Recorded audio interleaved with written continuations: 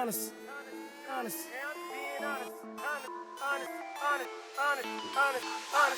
Yo, welcome to the next episode of Talk Smack with Mac. I'm here with a local Las Vegas artist, Miles Lowe in the building, man. I really appreciate you coming to the crib, hopping on the podcast. Of course. I appreciate it, man. I've been hearing some good things about you. I just see the Mamba thing, man, right here, man. And like, I don't cry over sports moments. It's the first sports moment I've ever cried over. So, you know, I'll be honest with you, bro. Man. When I heard the news, because Kobe Bryant was my role model. Okay. You know, Kobe watching Lakers games growing up kept me off the streets, you know, because I was like, fuck whatever's going on out there. I want to be home by 7:30 to watch the Laker game. Mm-hmm. So there was countless times when I could have been doing stupid shit, but instead I was watching the Lakers. So prayers up to Kobe. Man. I appreciate everything he did for me and taught me and did for the game. And shout out to the Lakers trying to close out this series against the Heat in the finals. We're gonna close it out. Yes. We're gonna close it out. Are you a Laker fan or you just a Kobe fan? Die-hard Laker fan, cool, bro. Cool. All right, bet. Die-hard. I've watched at least, with the exception of about 1 year when I was in the military, I've watched at least 50 Laker games for the last like 18 years. Every year for the last shit. Yeah. Die-hard, man. Die-hard. I've always been a football guy. Like I always played football. I never was I could do everything. I'm an inner city youth, you know what I mean? I can swim, I can jump high, I can run fast, I can shoot, I can play defense. I just never played organized basketball. I always it was football and it was track for me. It was everything to get me as fast as I can get for the football field. So I never played basketball, but I always had, growing up, I don't know what made me get into it, but I always loved Kobe, loved the Lakers. You remember when they had the All-Star game out here in Vegas? No, I don't. What year was that? That was like 08 or something like that. It was before that, like 06. 06? Something like that. Okay. And I had me and my uncle.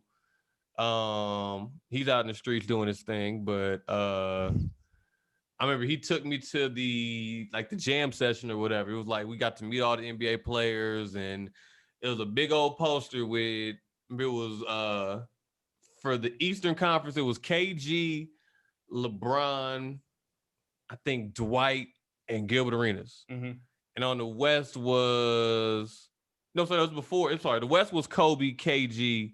Okay, so this is before KG went to the Celtics. So pre-2007. Right. It was Kobe, KG, I think Tim Duncan, and was Chauncey on the Nuggets then? Whoa, Chauncey, okay. You know what I mean? I think that was this the probably West. like 06. Yeah, 06, 07, something like that. I was like sixth grade shit. And I remember I had a big old poster, had it up on my wall. And I'm like, man, I don't like none of y'all except Kobe. I cut everybody out except Kobe, man. You know why, man? Because everybody else in the Western Conference, it was like, fuck you. You're getting in the way of Kobe getting another title. Tim Duncan, I respect your game, but fuck you, man. You're so great. You took 5 rings away from my guy. Imagine how many rings Shaq and Kobe would have got if they didn't have to go through the Spurs every single year. Yeah. So it's for the fact of Kobe and Tim Duncan basically being drafted around the same time, give a year or two, and then retiring around the same time as well. Out of that 17 to 20 years, they got 10 rings. Yeah. So it was like Kobe, Tim Duncan, and then maybe somebody else every now and again. So it was dope. But let's get to you, bro. What's up?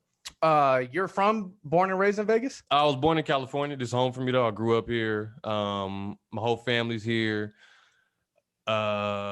Since like 95, I've been here. Type okay. shit, So you moved here when you was like 1 or 2. I was from here. Okay, here, you know okay. I I mean? got you. But yeah, I mean, it's home for me, man. I do music. I mentor children. Got a nonprofit I'm starting up. Coach football. Not this year, but gonna get back into coaching football. I do radio, so that's why I say I like your setup, man. Like I like. Yeah, I appreciate it, bro. You know what I mean? I'm still trying to educate myself. I don't really know what I'm doing yet, but I will in time. I don't think it's about education. I think it's about finding yourself. You know what I mean? Got you. Because I went to UNLV, and I started off at the internship at 88.1 radio station out here, nonprofit.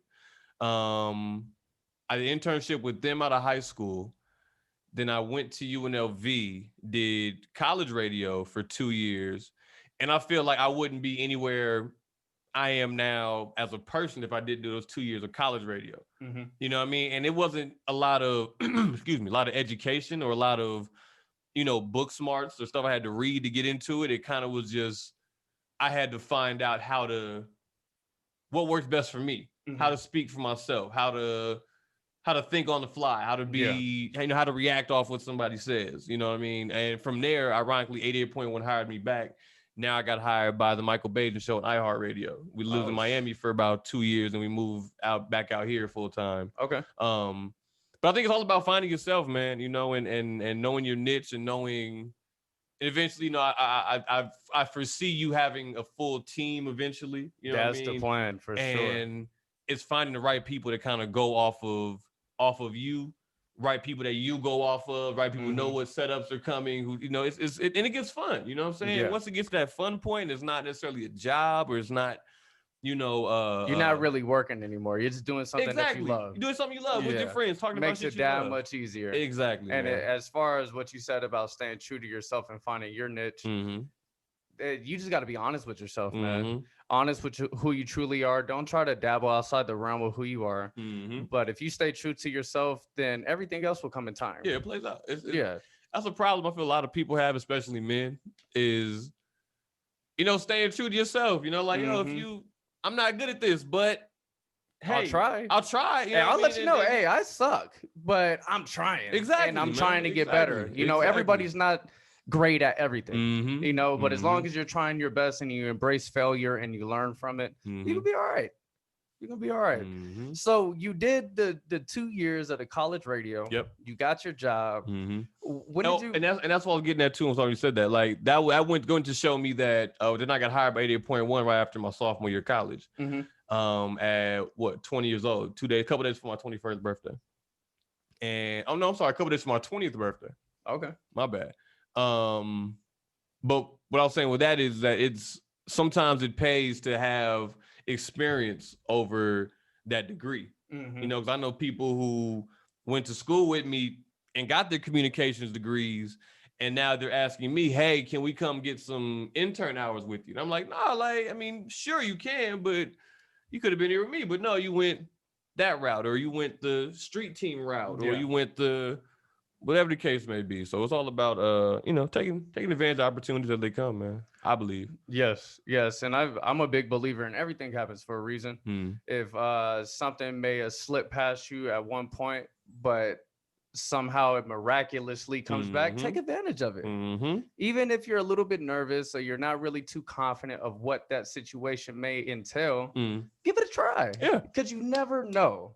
And if all else fails, you get that experience and you learn and you grow as a person, or you grow in your craft.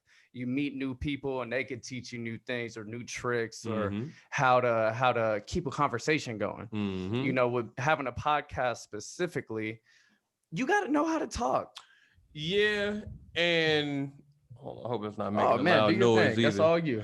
I think a lot of people got to realize that when they start a podcast. Sorry, this is me on my radio shit too. Man, no, do your thing, brother. Do your thing. I think it's good when you start leaning back too. Like, get comfortable. A lot of people got to realize that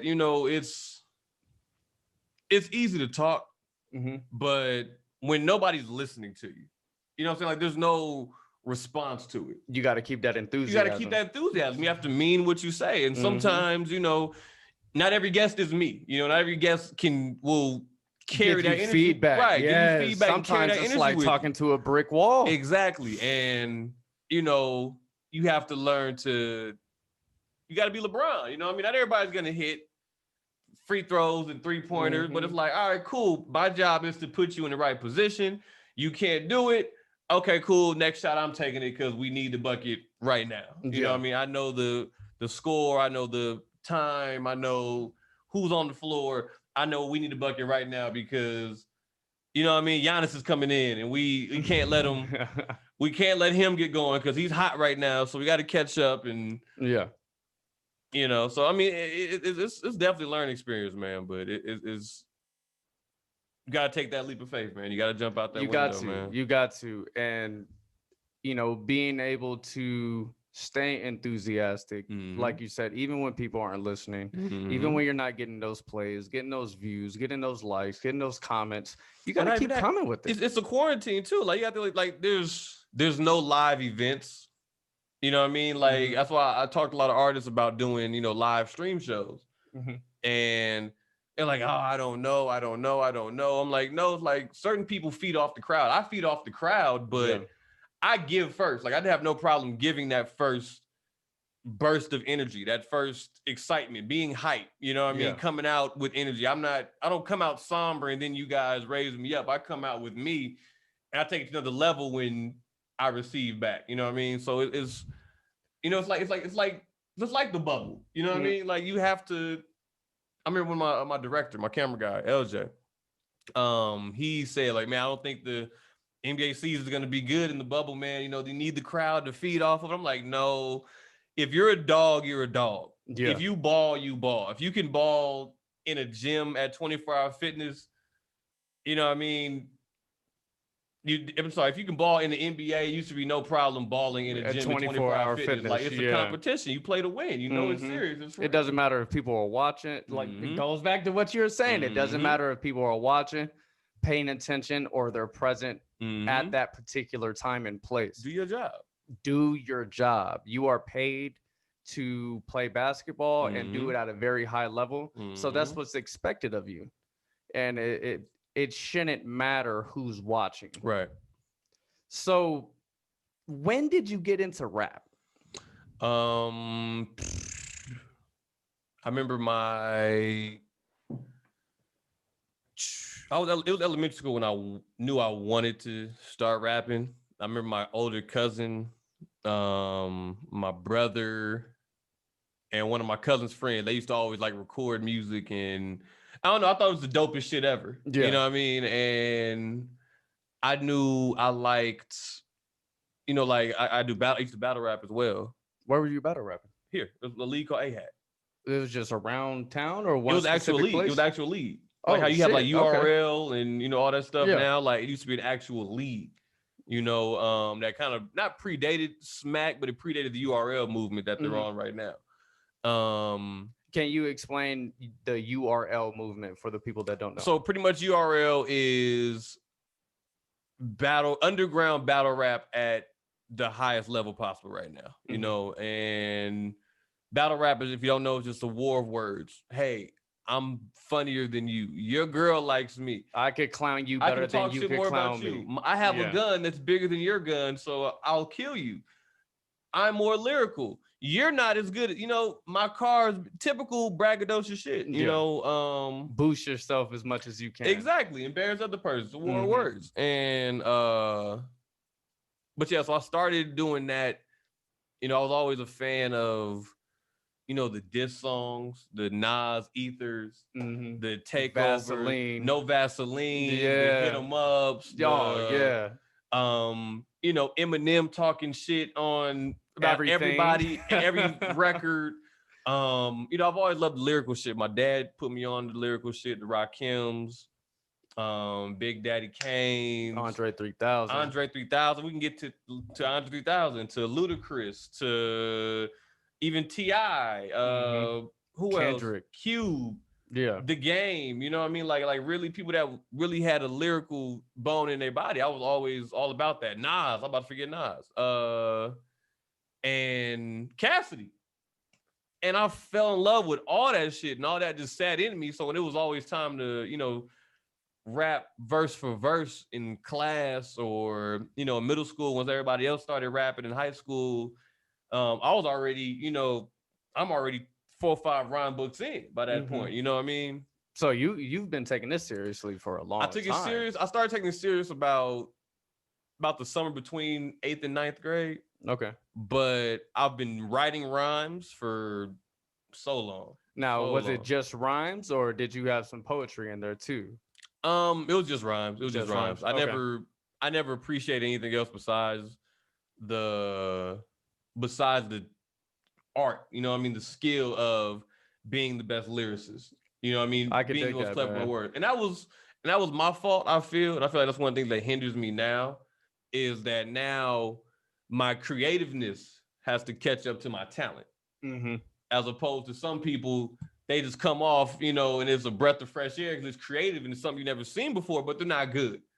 Then they polish up their talent and they get a little better and they grow. I was the exact opposite. I was skilled, but I didn't have a creative bone in your body. Exactly. I was Zion. You know what I mean? I could jump high and dunk hard. I didn't have the footwork Kobe had. I didn't have the back down game that, you know, LeBron has or whatever, AD. I was just, hey, throw it up. I'm gonna get it. I'm gonna dunk it. I'm gonna dunk it. We're gonna battle rap. Cool. We're gonna make a song. Cool. I'm gonna give you my lyrical verse. But then the scene of the music changes, and you know, then we're left like, okay, damn, what are we gonna do? Are we gonna sing now? Are we gonna do auto-tune? It's like, no, we're not. Gonna mumble a little bit. Right, but I'm gonna learn how, you know, I'm gonna have fun with it, and I'll finally have my creativeness catch up to me, man. So yeah, I'm 26 now, so yeah, about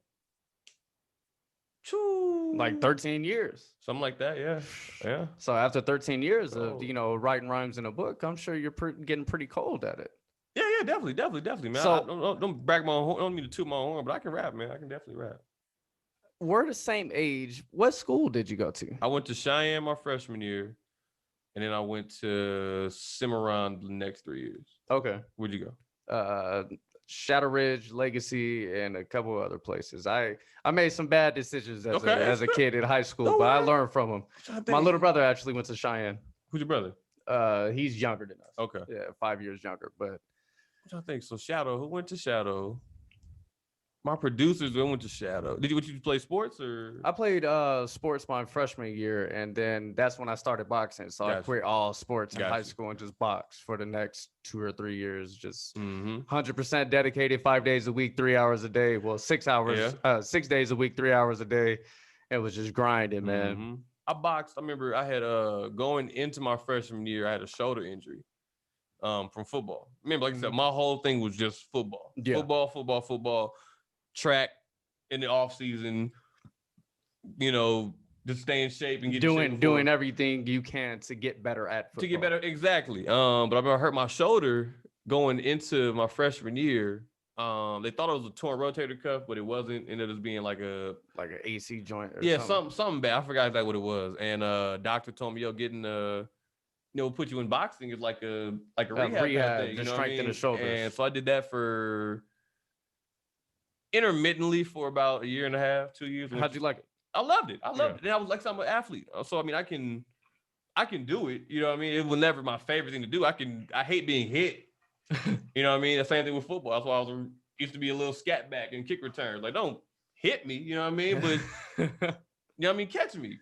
Yeah. And, I was at Richard Steele's gym for about 2 years. Richard Steele's gym. Yeah, I was down there at Johnny Tacos. I made that's where the battle rap used to be at. Was it Johnny Tacos? At Johnny Tacos? At Johnny Tacos. Oh man, they were like, beat me in this rap. I'm gonna fuck you up in the ring afterwards. That's hilarious. So coming out of high school, you went to college. Did you already know that you're going for some type of communications degree, or is that something that you came up with on the fly? I came up with it after my internship. Okay. So I started off wanting to be a dentist. Oh shit. Why? I don't know. I mean, I was. It was a good job. Good job, good benefits, good pay. Exactly. I was on that whole, hey, exactly. Go to school, get a good job, make lots of money, retire at 60. I didn't know what the hell I wanted to do. I know I wanted to do music. But I didn't know how to pursue that. Yeah, how to pursue it in life. I'm like, it's college, you know what I mean? You go to do what you do, and if something happens, it happens. Yeah. So that summer in between senior year in college, I signed up for this internship program, paid internship. And they were like, hey, what do you want to do? It says here you want to do dentistry, like that's gonna be your major is biology and stuff. Get your DDS, be a doctor of dental surgery or whatever. And it says here you want to do dental, we can put you in this place right here where you make like dentures, like porcelain teeth and stuff like that. So we can either put you there, but it says here your passion is music. Yeah. We can put you at this radio station and you can try that before you go into college. And I remember my just to double check to try, see. It's something fun. You're getting paid to do something fun that interests you. Why not? And I'm like, fuck it. You know, I'll do that. I'll do that. Whatever.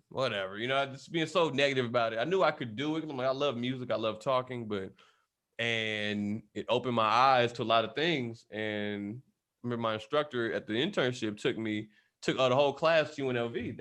I didn't know they had a radio station. Mm-hmm. A lot of people still don't know they have a radio station. Is it like in the library, I think? No, it's in the Greenspun Hall right across from. Okay, I got you. I go to UNLV right now, so I'm kind of familiar where shit is at. Mm-hmm. And they take us there, and you know everybody's asking, all right, hey, like who all's going to UNLV next year? I look around, nobody raised their hand. I said, I am. He's like, man, hey, well, how do you feel about having your own show? So we went in there, you know, he showed us how we do our own show, how to program everything. And I was like, it was like that night, like driving home after that shift, I was like, yeah, I want to do radio. Like, can I get paid to do this? Dope. Like, wait a second. Yeah. Hell yeah, I'm gonna do this. I remember my first day, I had to change my major. Changed it from biology to communications. I remember I missed my first my first class, but I didn't miss that first day signups for the radio. Yeah. I made sure I was there. I made sure I signed up for that. I made sure I was first on the list. It took everybody else like 3 or 4 months to get their training knocked out. It took me like 3 weeks. I just came off an internship where I learned everything about radio. Yeah, it didn't come to me until it was spur of the moment, and I went with it. And you know, to this day, it's still probably one of the best decisions of my life. You know, that's good to hear, man. It's nothing better than following your heart, and it follows through. Mm-hmm. You get some type of reward at the end for following your dreams. Not only are you happy, but it's taking care of you at the same time. It's not always that though. Like it's not always it hasn't always been financially good because radio's a dying industry. You know, everybody's got podcasts and playlists. So why would I listen to what you want to talk about and music you want to play when I can watch a podcast about what I want to hear talked about and play all my favorite songs in the world? And you know, it wasn't always financially good. It was a lot of shitty hours, a lot of, hey, so-and-so can't make it. They called in because they have a full-time job. Yeah. So we need you to just fill in for us for, you know, $20 a day. You're not getting a hourly thing. You're getting a stipend per day. You know what I mean? So buy some lunch. Right. If that, they might not even buy you lunch. You may just have to sit there and, you know what I mean, sleep on the couch because you got to do the morning show. And then you got to do the afternoon show. And you got to do commercials in between. And then the late night show, you got to do the board for it. So it's like, fuck, I'll stay here. I don't have a car right now. Why would I Uber home? Yeah, and then come back. You know, exactly. Yeah. Hop on that. But like, no, man, I'm going to just crash here. I'm going to just start building up my little stuff for when I'm here. I'm going to bring an extra toothbrush for whenever I got to just crash here. I know somebody wake me up when they get here because the show done. That's the beauty of the grind, man. Is when you're older and you're successful and, you know, you're kicking up with your feet up, you look back on those times and you say, I got through that. It sucked. I didn't get paid. I didn't have money. I was hungry.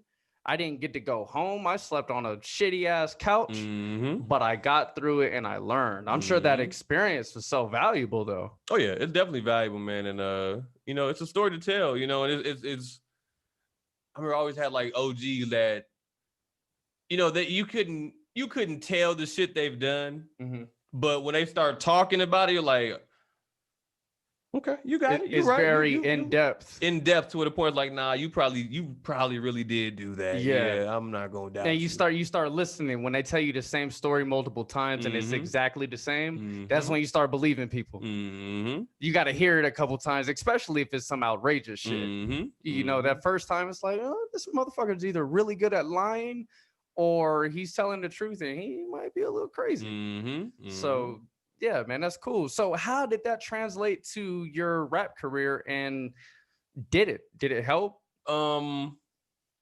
say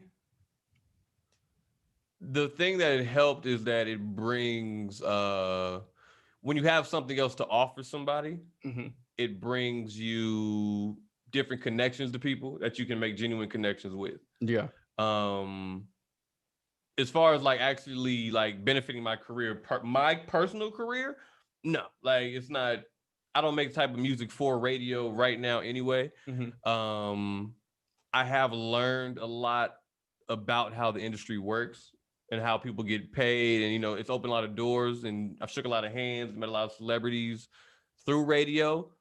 But as far as actually help my music career, not too much. Not too much. I feel like I've helped more people's music career with radio than radio's helped my personal music career. Well, I feel like opening up those doors and shaking those hands, that goes hand in hand with helping you with your career. And you're right, and that's why I'm trying to word it perfectly. You know what I mean? Because like I've met some great people that have introduced me to great people that have put me on big stages. So maybe it hasn't exactly enhanced your skills, but it did open up those doors for you to show progress in your career and take that next step in different places. Right. Okay. Yeah. Let me say that. Yeah. Let me not disrespect the people who who've helped me a lot. So it's not. Yeah. I don't want to seem like that kind of person, because there's a lot of people who really love and care about me and really want the best for me, and I would have never met them if it wasn't for radio. But at the same time, it's that it was difficult for me because I didn't want to seem like I had an ulterior motive. So I didn't want to. You didn't want to mix the two, right? Radio and your career, right? You didn't want to come off as like, I'm trying to use you, right? Exactly. Or the only reason I want you here is to help me. Yeah, no, man. One thing that I have heard about you is that you're very humble. Thank you. And very true to yourself. Thank you. So no, man, I'm sure people, when they meet you, at least genuine people, they're going to feel that and they're going to understand that. And regardless, if you're trying to better your career or not, shit, if you're a humble and nice guy, people are going to be willing to help. Yeah. And oh, excuse me. No Rona, by the way. That's a hairball. I think that a lot of people it's one thing to be genuine and be passionate, but you got to do something for yourself though. You know what I mean? Like nobody wants to help somebody who doesn't do anything. You know what I'm saying? Like it's if you're sitting on your couch all day, why am I gonna go out of my way to help you out? Right. Invest into your career, invest into, what I mean? Like you've never put $1 into your own shit. You know what I'm saying? Like, and now that you haven't done that, you don't have, plus on top of that, you don't have anything to show me. You know what I mean? You don't have 1 million Instagram followers where I can benefit off of, sponsoring you and you mentioning me. Now it's just, you need this, so I should spend my hard-earned money on you. And I don't know you. On top of that, I haven't heard about you, and you don't give me the good vibe. So, fuck you. Exactly. And that's why being humble is so important, man. If you don't have anything to offer anybody, but you're just fucking nice. Oh, yeah. A lot of people, believe it or not, are going to help you. You know what I'm saying? You just got to be nice. That I feel like as I'm getting older, I gravitate towards nice people. It doesn't really matter what you do or who you are. If you're fucking nice and I like being around you and you hold a good conversation, I'm probably going to kick it with you. And that's the same thing with pursuing your career in rap or podcast or whatever it may be. If you need doors open and you're nice, you might have a good chance of getting some doors, knocking on some doors and people opening up. So, even if they don't open it, they can send you in the right direction in a sense, you know what I mean? Or give you some advice or give you, hey, here's what you need to buy right here. I mean, never heard of that. Yeah, that's it right there, man. Exactly. Have a good one. You know what I mean? Even if or just something to motivate you. I remember I met Drake. Oh shit. It was at a Party Next Door concert. It was down at the Hard Rock on the Strip. Okay. Hard Rock Live. I knew the camera guy and I knew like another guy who was opening or whatever. Like, but I always sneak in. I always bring my radio badges, my radio cards or whatever. So that way, like, there's never no issue. Like, okay, cool. So it got to the point where like I show up to the shows and the lady run in front. Like, oh, hey, Miles, you working tonight? Yeah, like you want your pass now? You want it later? I'm like, you can give it to me now. I'm gonna go get some drink. Back when I'm like, I'm not on the list, but yeah, I hope she lets me in today. Like they'll let me in, but as far as like the whole backstage meet and greet, VIP, all access badge, you got to have on you at all times. You know, she just gave it to me. Oh yeah, all right, Miles. You know, you have fun. I'm gonna see you around. Okay, cool, bet. I'm backstage. I'm going everywhere. Like, I'm walking every single place. You know, I'm shaking everybody's hand I can, whatever. Of course. But party next door and the OVO crew never showed up yet. Finally we're backstage and you hear on like the radio, like, okay, yeah, you know, they're walking up now. I'm like, okay, cool. So I go backstage. I'm just cool as I can be, you know, not even tripping nothing. Just you know, talking with the camera guy. Here comes party next door, and he's a diva. Like, he's, you know, like literally nose in the air when he walks. Better than everybody else. Yeah, exactly. And shortly after him is Drake. I'm like, huh, like, were you starstruck? I wasn't. Here's the thing, like, I don't get starstruck anymore. I got starstruck maybe twice. Like, truly starstruck. Who was those people? Big Sean and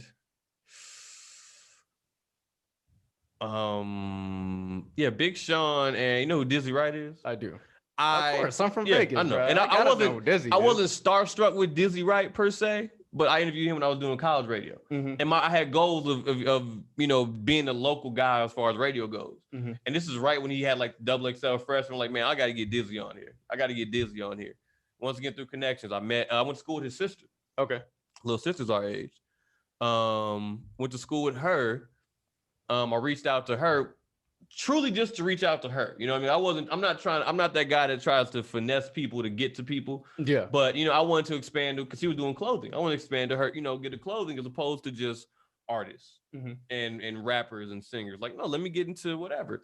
She passed me on to her mom. Her mom was doing management for a couple artists. She was publishing for Dizzy, but she also was managing a couple other artists. Mm-hmm. So she brought the artists on. So the mom came on. Her artist, Carlos, came on. Gigi and her clothing line came on. I gave the whole show to them. You know what I mean? So at the end, she's like, hey, Miles, is it cool if Dizzy calls in right now? Like, is it okay? Of course it's okay. Like, it's Dizzy. Like, it's y'all show. You know what I mean? Yeah. Like, of course, like, it's y'all show. Y'all let me know. And, you know, he called in and, you know, like, oh, yo, what's up? It's Dizzy Wright. And it was like, I was like, yo, so Dizzy Wright. Yo, Dizzy Wright, man. And it wasn't really like the fact of like, yo, it's the biggest artist in the world, man. Mm-hmm. I'm speechless. It was more like, damn, I set out a goal and I just accomplished it. Yeah. Damn. And I have a very bad habit of not living in the moment. Mm-hmm. So to actually realize a moment that I just had, it was so surreal. I'm like, yo, like, I can do anything I set my mind to now. Yes. Damn, I can do anything I set my mind to. And right after that, it was right back to it. All right, Dizzy Wright, you just made the XXL freshman cover. Whoop-de-whoop-de-whoop. We got your mom on. We got your sister. Tell us how you like your sister's clothing, because we got to keep it focused on her, because it's not your show, Dizzy. Mm-hmm. You know what I mean? Thanks for calling in. We love your music, but we talking about your sister, your mom, her artist, and this, that. We love to get you on as well, brother. You know, keep professional. We love to get you on as well. You know, I know your next album's dropping. Cool. You know, stay up. And, you know, it was that. Mm-hmm. But Big Sean was my favorite artist. I was gonna ask. He must have been always my favorite artist since I found out about him in high school.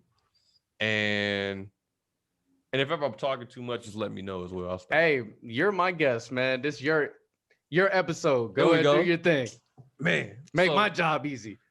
So we at Dre's. Once again, somebody I knew from the station knew somebody at Dre's. Mm-hmm. This the time you met Big Sean? Yeah. Okay. We're at Dre's. I had never been to Dre's before at that point. I think I just turned like 21 or whatever. He's like, yeah, man, they want to go out, let me know. So we go to Dre's. I'm just playing it cool, just sitting there outside, like, all right, Leo, you know, just stay next to me, we're cool. Made a phone call. Somebody looked over, oh yeah, what's up, man? Come on.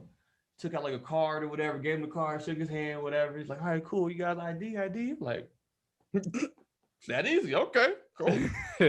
ID?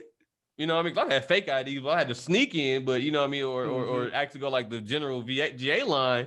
But we're always, you know, walking, never doing anything special with fake IDs.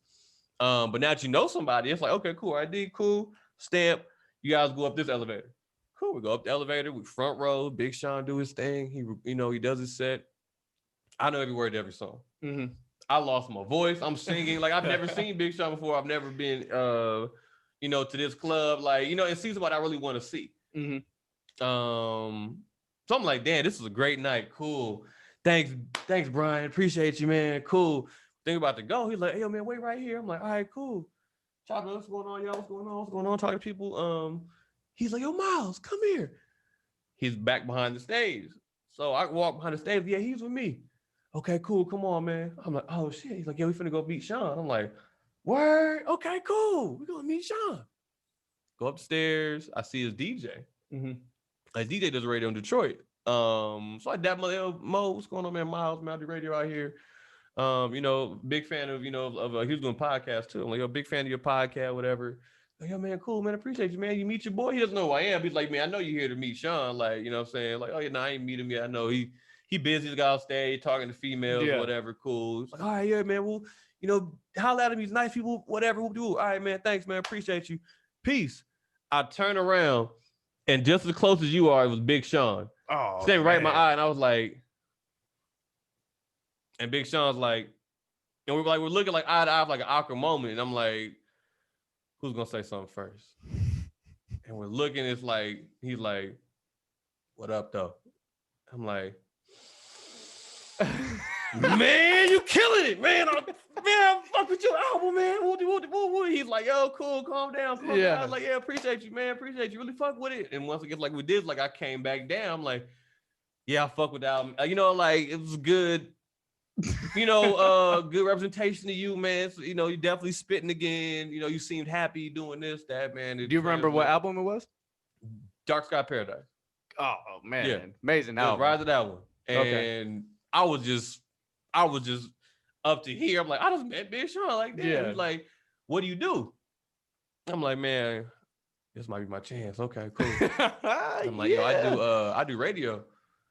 You know, that's what got me back here. I know people that, you know, helped me connect to get back here to meet you and everything. But my true passion is music, man. And, you know, hopefully one day I'll be with you at one day. And he's funny. He said the same thing Drake told me. I was gonna tell you the Drake story, but Big Sean's a little better. It's funny. They both told me the same thing, and it felt like it was meant to hit me to hear that multiple times. What people I look up to. He's like, man, keep following your dreams because them shits come true sometimes. They both said it the exact same way. Them shits sure do come true sometimes. And look at themselves like, hey, they come true. I'm like, damn. I'm like, well, shit. Told them both the same thing. I said, yeah, remember that. Remember this moment right here when we're in the studio in 4 or 5 years doing a song together that's gonna blow up the charts. You know, I'm gonna have this memory to tell you about. He's like, well, shit. Let's make it even better memory. Take some shots. I'm like, hell yeah. Take some shots. That's dope as fuck, man. Shots. Shit. Make it even better memory. I'm like, hell yes. You taking shots like, with your favorite you got 3 artist. On you? I'm like, man, you know I got 3. Click. Yeah. Shook his hand, you know, man. You know, he gave me a little dap, whatever. Took a little picture with me, man. Like, man, you know, I'll holler at you later. I'm like, bet, man. Here we go. We left. I promise you, maybe I was drunk off them shots, or maybe I was just super like high off of that adrenaline of like. But I called everybody I know at like 2:30 in the morning. And had to tell them and tell everybody, and everybody's like, "What do you want?" And once I finally told them, they're all like sharing my energy, like, "What? Yeah, you did what? Hold on, how? Hold on, man, I'll be right back. Man, I'm about to go downstairs. How'd you did what? Yeah, man." That's dope, man. To not only is he your favorite artist, but you're backstage in Dre's, which is one of the biggest clubs in Vegas. And you taking shots? You just went from being in the crowd singing his song to taking shots with him. Now, the thing is too is and I ended up actually getting close to signing with Big Sean. And that's a long story. I'll tell you that off the camera too. There's a lot of BS in that one. But and then, you know, I started, you know, my cousin started doing promotions at the clubs as well.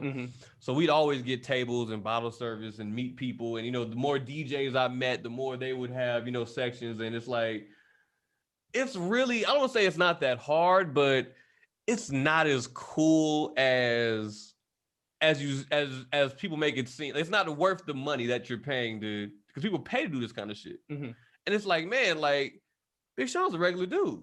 You know what I mean? He just rap good. Like if more people knew I rapped better than Big Sean, yes, I rap better than Big Sean. I'm gonna say it here.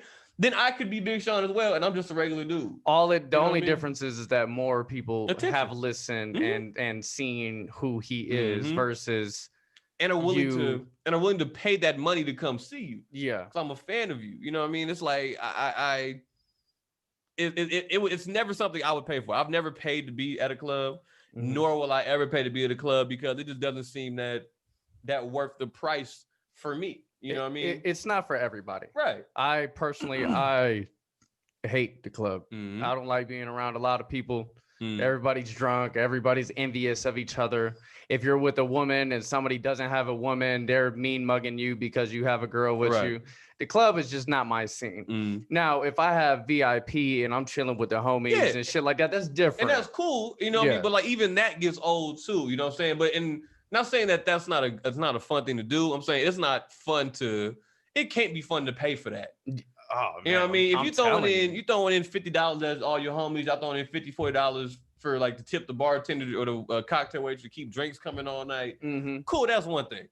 But if you're paying $50 just to walk inside and then you got to pay $20, $30 per shot. You know what I mean? Exactly. And it's like, that doesn't seem fun to me. Yeah, just that's not my thing either. All right, so you met Big Sean. Have you ever talked to him again? He liked any of your shit?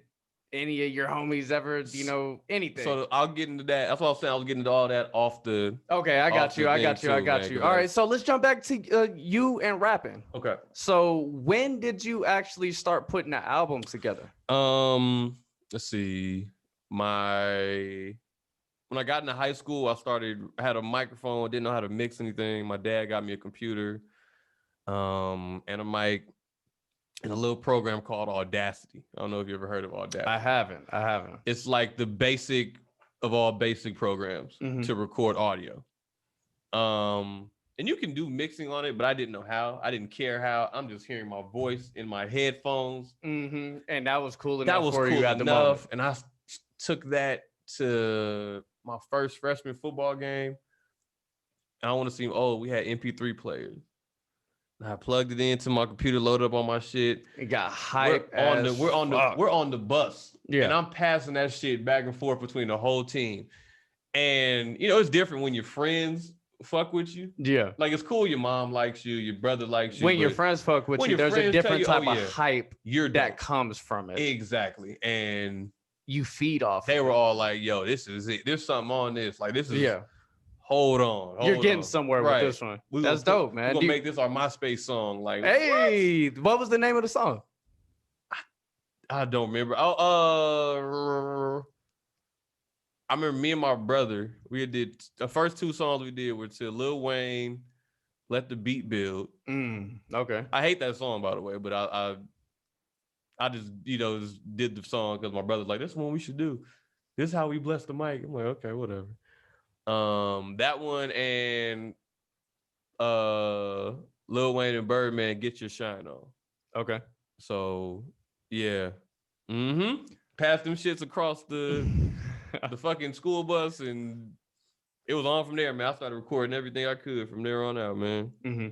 That's dope, man. That's dope. So now smile on my face like, damn, that sure did happen. That was fun. Yeah, man. When you look back at things like that and how you get started to where you are now, it's always a great experience because you remember all the hard work you put in. And then you start reminiscing on memories and you're like, damn, man, I'm proud of myself. I've came a long way.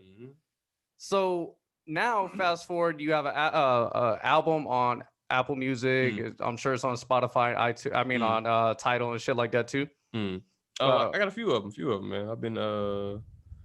I've been releasing on the streaming sites since when did Jalen die? Since 2014, yeah. Oh shit. So you've been releasing for 6 years. Okay, well shit, you've been on your hustle for a while then. All right, so I've been busy as hell. I have listened to one of your albums on there. I gave it a run through, but I didn't actually get to dissect it the way I like. Okay. Tell me a little bit about where do you get your beats from? Who's your producer? Who's your mixer and master? Well, once again, like you said talked earlier about, building up a team. I used to do everything myself. I could write the raps, I could record the raps. I can do a nice mix on the raps. I can upload the raps. I can do the cover art. I can shoot a video. I can edit a video. I can do all that. But some things some people do better than me. Of course. You know, and it took for me to meet the right people to understand that I don't need to be doing everything. Mm-hmm. You know, my producer, he goes by Noise. His name's Miles as well, Miles Martin. He actually went to Shadow. Okay. He's a year older than us, so he's probably was there when you were there. But either way, he was band geek and shit. He does a lot of my production, a lot of my engineering, a lot of my mixing, mastering. So he's doing all of it. He's doing it all. He's you know, talented, but that's talented what he does. motherfucker. Man. You know what I mean? That's what he does. Okay. I got a couple people do my photos for me. You know, a couple people to do my visuals for me. A couple people to do cover designs for me. And the thing is it's realizing, hey, you do the best. You have a better ear for engineering than I do. Mm-hmm. I'm going to shut up and trust your vision. Yes. You know what I mean? You do better photography than me. I'm going to shut up and trust your vision. You're going to come to all my shows and do everything that I do. I got my boy High Visuals on Instagram. You know, he's done all my shows the last year or so. Mm-hmm. You know, and like I just trust his vision. I don't sit up here and micromanage him. I don't ask to be like, hey, you know, so get the angle with the light. I could do that because I know what I like, but I trust you. Mm-hmm. My man LJ, who does my music videos, directed by LJ on Instagram. You know what I mean? Like I have my suggestions as well, but at the same time, you're trusting me to be the person on the camera. I'm gonna trust you to be the person with the camera. Exactly. And do your edits. Exactly. You know? But when it comes to rapping, that's me. Mm-hmm. So the same way how I don't get in your business about I don't want you to really influence what I'm putting. Right. And putting pen to paper. Don't really say shit. Well, I mean, you can make suggestions. You know, there's nothing wrong with suggestions. Just that's all it is at the end of the day is a suggestion. Mm-hmm. And if don't feel some type of way if I don't incorporate your suggestions. Exactly. Still support it. Still rock with it. Still go with it. Still believe in it. And we'll go from there. Mm-hmm. You can tell me, hey, you know what? I still don't like this. I think you could have done X, Y, and Z better. By all means, I'll do that thing. You know, I mean, we can. If it's debatable, we can work it all out. But you know, that's what I do. This is what you do. It's what I paid you to do. You know what I mean? Like, do your job. I trust you. I trust you, man. That's the thing with building a team, man. Is one thing that I've noticed since I've been doing this podcast. Nobody's really going to believe in your dream when you're just starting out. Huh. So you have to educate yourself on doing everything that you need. Mm-hmm. The production, the mixing, the mastering, the writing the rhymes, you know, recording yourself. All of those things take time and take effort, especially to learn it all. So being one person, you kind of get okay at everything. Mm-hmm. But then you start getting a team around you and you have people that excel in one thing. Mm-hmm. So you don't really have to worry about that anymore. Mm-hmm. You could focus on the one thing that you do best, and that's write rhymes. Right. And when you're not worrying about, hey, let me hit record, let me run over to the microphone, let me, you know, say what I got to say, let me run back, let me stop, let me mix it, you know, all of that shit. When you're not worrying about that, it kind of has some correlation to when the rhymes start sounding better. Well, and that too, but like this last project I just put out, I recorded it during the whole quarantine. Mm-hmm. Like that was my whole plan. Like, okay, I just moved out of my old apartment, moved in with one of my roommates, one of my people I do music with, my roommate now. And you know, I got my microphone, I got my computer, I got everything back like how it was when I was recording at home before. And you know, we stopped getting beats from my boy Noise, and we strictly got them from the internet, just because we just wanted a different feel. You know what I mean? We maybe a different sound. Not even sound per se. We weren't digging for specific sounds. It was kind of just like, okay, we like what this guy's doing. Mm-hmm. Let's just, you know what I mean? Let's build with just us. That was the whole point. Let's just do whatever's on your mind. You keep going through this person's catalog until you find a beat you like. We'll buy that beat. You write your song to it. We'll record it, and then we'll send it to Noise, and he'll just do the mixing. But everything is all you, like from Jump Street. You know what I'm saying? If you're not gonna sit here and make a beat, you're gonna pick a beat that you like. Mm-hmm. And you know, me and my roommate, we just, and shout out to him. His name's Diz, by the way. Diz Louise Music on Instagram if ever y'all get a chance. Diz the Wiz. Diz La Wiz. Diz La Wiz. Yeah. All right, I'll follow him right as soon as we get finished on here. And we're two different people, but we're one and the same. Like we kind of like feed off each other because he's an attack dog. Mm-hmm. You know, you give him the same beat, animal, but a different beast. right? Like not even that. Like you give him a beat, whatever beat it is, he'll get it done. Yeah, you know what I mean. Like there's no questions, no ifs, ands, or buts. He'll get it done. But what he'll do from time to time is he'll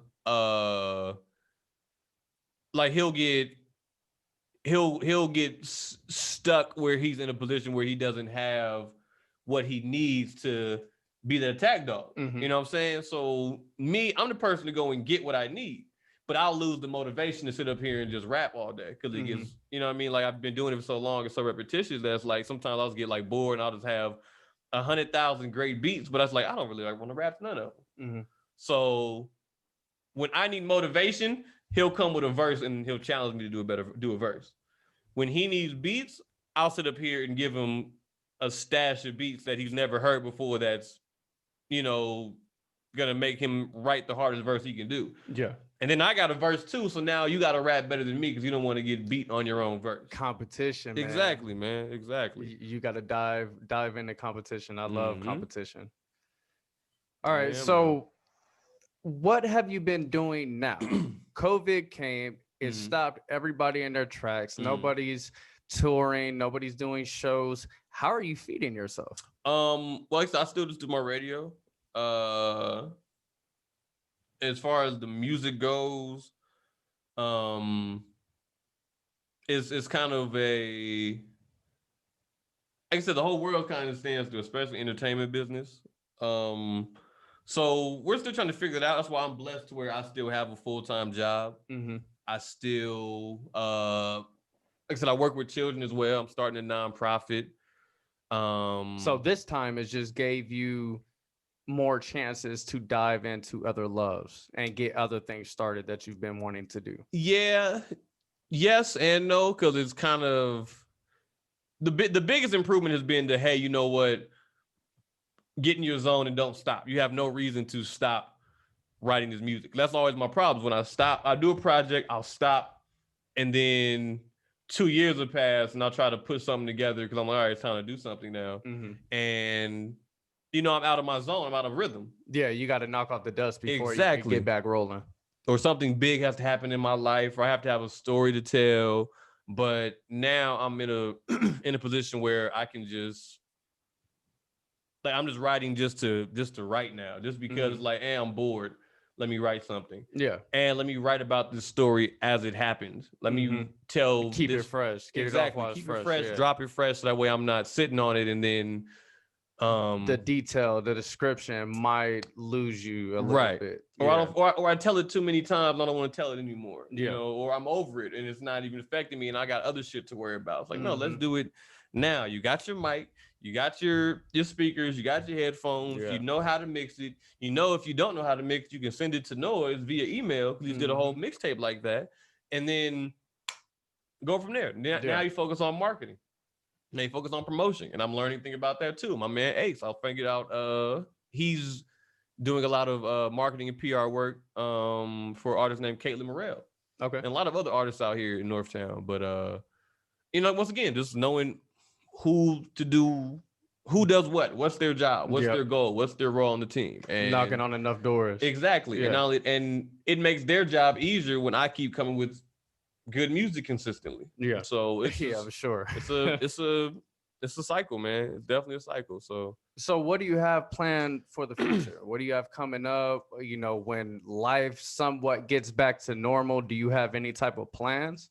Well, I'll tell you about my nonprofit because I think that's gonna be I think everybody has like a time when or has something to do that's gonna leave the stamp on this earth. Mm-hmm. And I'm fully confident in my music, but I'm fully confident in my love of music more than my actual music career.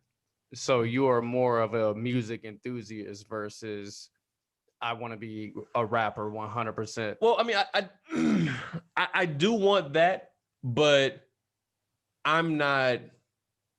I have a heart, and I realize that, you know, and I have a lot of great, you know, big homies that always, you know, have no problem investing more into me than themselves. Mm-hmm. And I know that one day a time's going to come to where if I don't make it by then, that I'm never going to make it. It's just not meant to be. I'm not meant to be 42 and still rapping. I'm not going to be 42 and rap is still my main thing in my life. You know, I mean, eventually I'm going to have a wife and kids, and that child's going to be the most important thing in my life. Yes. And, you know, watering his dreams or her dreams to make sure that they get to wherever they need to be at. Yes. And I want my nonprofit is going to be called Love at First Sound. What it's going to be doing is teaching children everything about the music industry. Okay. Whether it be podcasting, whether it be, hey, I want to rap, I want to make beats, I want to do X, Y, and Z. Okay, cool. We'll teach you that. Mm-hmm. But what about being an entertainment lawyer? What about stagehand lighting? What about pyrotechnics? What about running a board? What about how to book a venue? What about how to reach out to artists that you want to collab with or you want to book for your show? What about how to get paid off radio? What about DJing? What about you know what I mean? It's there's a plethora. There's a plethora of things out there that you could do with music that's kind of behind the scenes. Everybody wants to be front and center in the spotlight, but you know, behind every great rapper or singer, there's one hell of a team. Exactly. And you're teaching people how to be a part of that team. That's dope, man. Yeah. Love at First Sound, nonprofit. Love at First Sound. And it do you have like some type of headquarters in Vegas? Are you working towards that? Well, we filed the paperwork a couple months ago. I had a little legal issue that I had to deal with first before you start working with the government on that level. But I got the paperwork filed. It should have been done, but like I said, this whole pandemic kind of shut everything down. You know, there's no place for you to really meet up with a bunch of kids at one time. Because the first thing you need when you start a business like that, you're gonna need a space, like a like actual building, a venue, and you're gonna need equipment. Yes, you know, and then you're gonna need the children. Then you're gonna need the investment from the parents. Then you're gonna need, like, I had plans of you know, taking them to Blue Man Group. You know what I mean? And actually, because I know people that work with Blue Man Group that do the sound engineering. And you know, hey, y'all watch the show, but the second half of the show you're watching from the board. Yeah, watch the background. Yes. My man, one of my homies who did my first ever music video, he shoots for the Jabberwockies. Oh, okay. You know what I mean? It's like, take y'all to this show, but now y'all seeing what he's doing with the on the camera side of things. You know, come to the radio station, DJ, learn the board, learn, you know, how you can get paid through this, learn how. I'll give you one gem that I learned that I wish somebody would have told me beforehand, but it's like, it's crazy just the amount of ways you can make money and make a living off of something. Sync licensing for movies and commercials and stuff like that. I met a guy who he would go out and record rain. Like rain falling. Just the sound. Just the sound of rain. Nobody, and put it on YouTube. And I should knew it because I do radio and we have to buy licensing to download stuff from YouTube or internet, whatever. And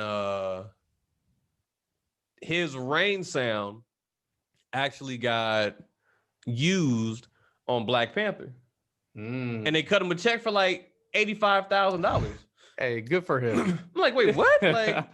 Like, why did nobody thinks of that? Yeah. But like, that was genius. That's genius. You know what I mean? Like, he had like a whole sound of, sorry, I'm hitting the mic again. Oh, you're good. But he has a whole YouTube channel of sound effects, leg breaking. It's just celery. Yeah. You know what I mean? tire screeching. He'll go to like drag racing and record tires screeching, and babies crying and stadium sounds and a round of applause that people use. I'm like, dude, like that's fucking genius. How come? That goes back to the creative thinking that you referred to earlier. It's hard to be creative sometimes, and sometimes people got it or they don't. Right. It's hard to learn how to be creative. So yeah, man, shout out to him. Go ahead and get your money by doing something that being innovative. Something simple, something free too. Like that doesn't cost you any money to do. You can do that in your spare time, still have a full-time job, and you just got 80,000 just from your recording sound. Just recording rain. The beautiful sound of rain. Rain. Yes. Hey, that's dope, man. That's dope. That's crazy, man. That's crazy. So, but yeah, long story short, man, teach kids that there's ways to do everything, and then there's your way to do whatever you want. Like, hey, the basis of it, freak that shit. Yeah. There was a blind kid. Let me not say blind. His name was Dylan Diaz. Let me not disrespect him. Dylan Diaz. He was my little cousin's friend, and he would love. He'd always listen to radio on the bus to school. I know he was blind when I first met him. I'm just saying what's up to him. How you doing? Hey, Miles, my friend wants to meet you. So I said what's up to him, and he was like, hey man, shout me out for my on Monday. Good, cool, I got to shout you out. All the kids on the bus like, oh my God, Dylan, oh my God. And I guess he loved radio. He was so his birthday came around. So I told his mom, like, hey, instead of having me shout him out, have him come down to the station. He can talk that shit to them friends on the bus right here. Yes. He's like 12 at the time. Like, he can talk his shit right now. Like, we can make it happen. Brought him to the station, and he didn't know he was at. He was shocked. I'm like, what's going on, Dylan? He's like, Miles, Mom, are we at the radio? Are we at the radio station? Oh, we at the radio station. I show him the board, and mind you, he can't see anything. He doesn't know where I'm putting his hand. I'm taking his hand. Okay, here's my mic. Here's your mic. Here's the DJ pod. Here's the phones. Here's your headphones. Here's your microphone. Oh, and here's the winner's book for tickets. So I was like, okay, so my mic, your mic, DJ booth, phone. I'm like these motherfuckers who work here who can't run that off of one touch. You know what I mean? Damn. And I'm like, yeah, you got it. Sit in front of the microphone, and I'm like, all right, so don't move. Like, if you move too much, you'll be away from it. You're right in the center of it. All right, Dylan, don't move. He's like, all right, cool, I won't move. And he just sat there, letting the song play. I put his headphones on him. He's standing perfectly still, but you can tell, like, how like when you see you got dogs, how like when they're ready to play, they're like, come on, just throw the ball, just throw it. That anxiousness. That just as soon as you throw it, I'm gonna go. You can read their body language. I'm gonna go get this shit. So KCP Parody at the People Station. I am Miles Lowe. It's the Morning Mayhem Show. It's Friday, October, whatever. Special guest, man. My little homie. All the way from Sedway Middle School. We got Dylan Diaz. Dylan Diaz, what's going on? Oh my God. What's going on, Lost? Like, this whole character came. I was like, damn, like, usually kids. That was inside of you? You didn't freeze up. You didn't get nervous. And usually kids quiet and shy, maybe a little timid. I'm Rachel. I'm 13. Like, you're 13, talking like that, Rachel, really. But Dylan, he just let it all out. And long story short, I asked him, like, what do you want to be when you grow up? And he was like, man, I wanted to be a DJ. But I'm blind, so I guess I can't do that. I'm like, bullshit. Like, yeah, you just killed it right now. I'm like, bro, like, I know. No, he wanted to act like spin record DJ. Yeah. I'm like, bro, like, there's motherfuckers on the strip who hit play and put their hands in the air and get 100,000 a night. Like, I know them. Like, you can do it. The way you just learned this board, bro, you can you know what I mean? You can I can do stuff with my eyes closed. You know what I mean? Like, I know my producer, he makes beats. He can do them with his eyes closed. Yeah. I can run the board. You know what I mean? I know DJs who DJ can DJ with their eyes closed. They DJ with mask on. You know what I mean? Like, it's not impossible, bro. It's just gonna take you dedicating yourself to do that. Yeah. And, now eventually I want to get him into the program and, get him to learn everything that he's capable of. That's dope, man. I really look forward to that. And when you get that nonprofit up and going, hop back on the podcast, man. Shout it out, talk about it. I'm more than willing trying to get it out there because, kids are our future. And if we're not giving back to them, then what are we really doing? Exactly. So, yeah, man, I like that. I really love the idea that you're thinking of. And I'm excited to see you prosper and take it from nothing and build it into whatever it's going to be. That's gotta be my stamp, man. That one has to be my stamp on the world. Something that I could be proud. I'll be so proud of. Yeah, so for proud, sure. Because when it's your time to go and you look back and you say, you know what? Look at all these kids I helped. Right. And it doesn't have to be, and that's why I'm comfortable if I don't make it. Yeah. If I don't ever become the biggest artist in the world, because I know that there's going to be somebody up under me that's going to change the world.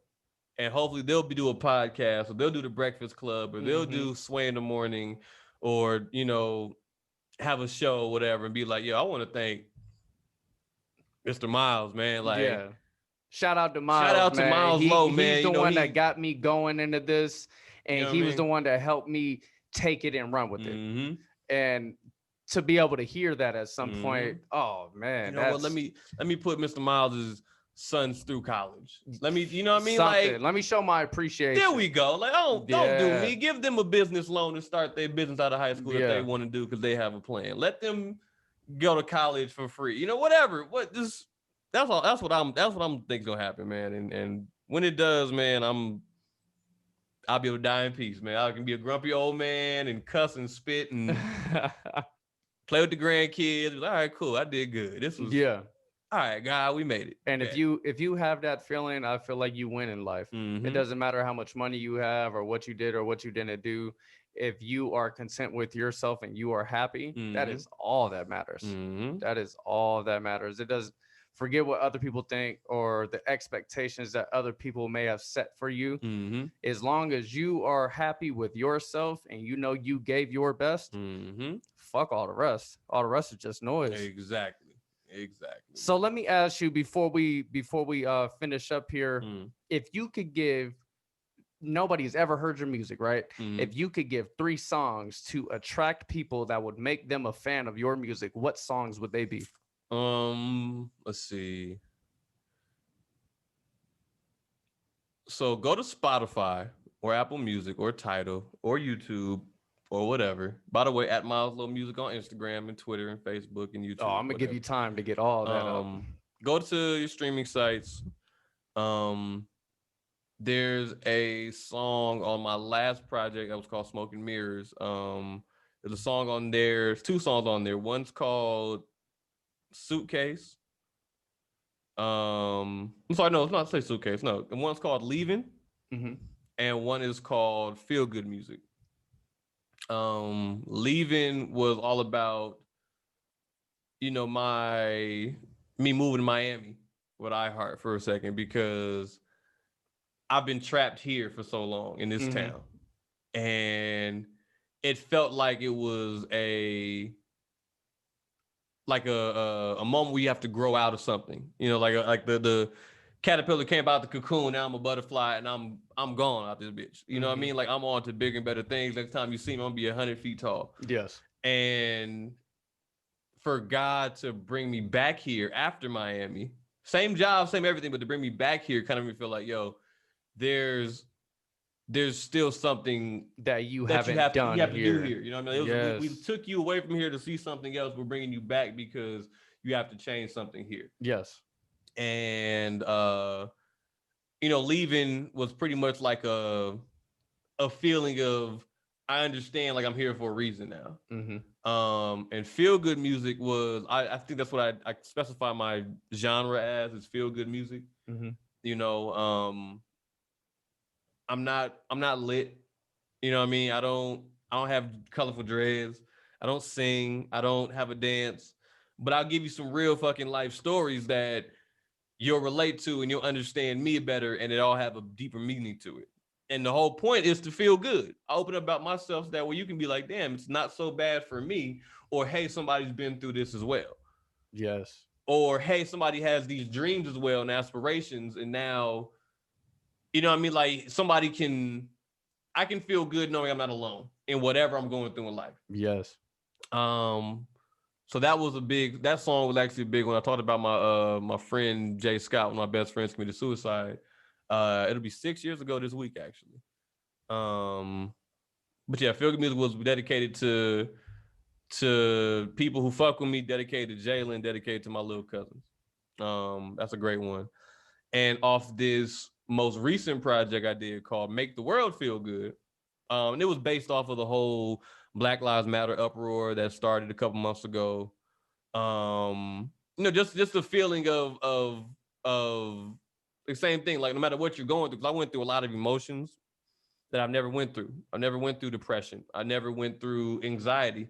I never went through crying for no reason at random times. I've never went to talk about my feelings to people because it felt like they never cared. Not saying I couldn't deal with them or it was eating me up, but it never felt like they cared. Yeah. You know what I mean? To now people are calling me, asking me, I want to hear what's wrong with you. I can tell there's something wrong with you. What's going on? What's on your mind? How do you feel about this? How do you feel about that? And it'd be my little cousins, that would call me more than anybody else. How you doing, bro? How you been? What's on your mind? In the cute little kid voice, just to, and it's like, you know what? I'm good, actually. How are you? I can flip it. Now, how are you doing? I'm strong enough now that I can take whatever you're dealing with. Because you didn't call me to ask me how I'm doing. You called me because you had something. Because you have something you want to get off your chest. Let me deal with you. You know what I mean? Let me be that person that I've always been. Let me get my strength back. And there's a song on that one called Diamond.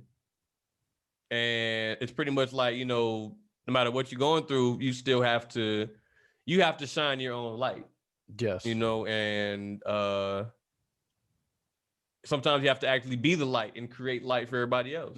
Sometimes you and those around you may be stuck in the darkness. And if you can shine bright like a diamond in the worst of times, then you're gonna illuminate you're gonna be very accomplished when times are good.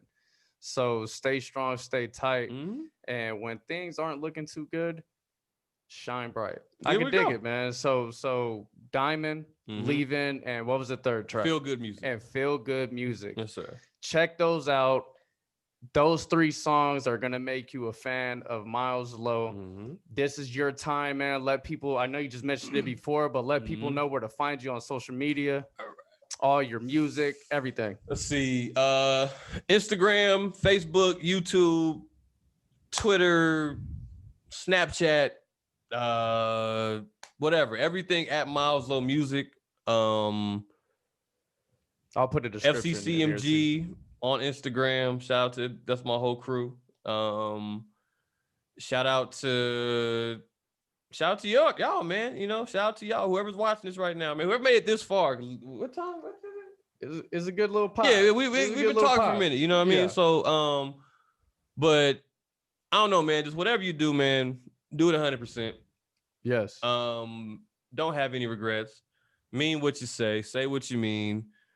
Live life to the fullest. Live life to the fullest, man. I know it's kind of cliche and everybody says it, but live life to the fullest. You got to. In the darkest of times, you just got to keep pushing, keep grinding, and never give up. And look failure in the face and say, "Fuck you." I'm gonna embrace it and I'm gonna keep pushing. And more important than that, though, also be genuine. You know what I mean? Be honest, be genuine, because people can deal with you at your genuine level. They can either fuck with you, they cannot fuck with you. You know what I mean? And that's all I think everybody asks is for honesty. Yes. So that way we know how to make a real judgment, a real assessment, whether you're fucking with women, whether you're talking about children, whether you're at work, whether you're just a snake. Hey, you know what, man? I just want to get my song played. That's all I want. Cool. Let me know that then. Here's the price. You can have the perfect price right there. Here's even a discount for you for being honest. Boom. Yeah. Cool, we'll play your music, hype it up, whatever. Oh, I just want to be on stage. Okay, cool, whatever. Like, just be honest. Don't sit up here and be my friend and then behind your back. And then behind my back, talk shit. You know what I mean? There's nothing more relaxing and decompressing than just being you. When I realized that I don't need to put on a front for anybody, people are either going to accept me or they're not going to accept me. When I realized that, so much stress and weight was lifted off of my shoulders because just being yourself is easy. You don't have to remember who you were in front of one person or change up in front of another. Be the same constant, even kill person all day, every day. That's funny to me because I know, you know, not to brag on like celebrities I've met, but like I meet people that's like, damn, you have to go out every day and put on a front. And, you know, remember you have to be this guy or else they're going to find out about you. And, you know, and it's like, no, that's not you. Like I've seen you. I've been to your house. I've met your friends. I've seen you when you're, you know what I mean? When the makeup's off, that's not who you are, brother. Like, just be you. What's so hard about being you? So, well, man, I really appreciate you getting on Talk Smack with Mac. Just a good ass episode, good ass conversation. I learned a lot. You're a humble cat. Thank you, man. And you are more than welcome to come back anytime. But that sums it up for another episode of Talk Smack with Mac. Miles Low, ladies and gentlemen. Listen to his music. Check out his nonprofit coming soon. Just a cool dude, man. Give him a shout. Lakers in 5. Lakers in 5. Oh, man. Lakers in 5. Check out my old posts. I've been saying Lakers in 5 all times, baby. Let's go. Talk Smack with Mac. Peace. Lost a few bad bitches in the process. I'm just being honest with you. Every time I see a better bitch, it makes me love less. I hope my being honest ain't a problem, cause I keep that shit 100. Get blunt while I'm blunted. She ain't sucking the fucking, and when bitches getting punted. And we just doing laps around the city, come you running. There ain't shit, nigga, that she can't help loving. Shit, I'm just being honest.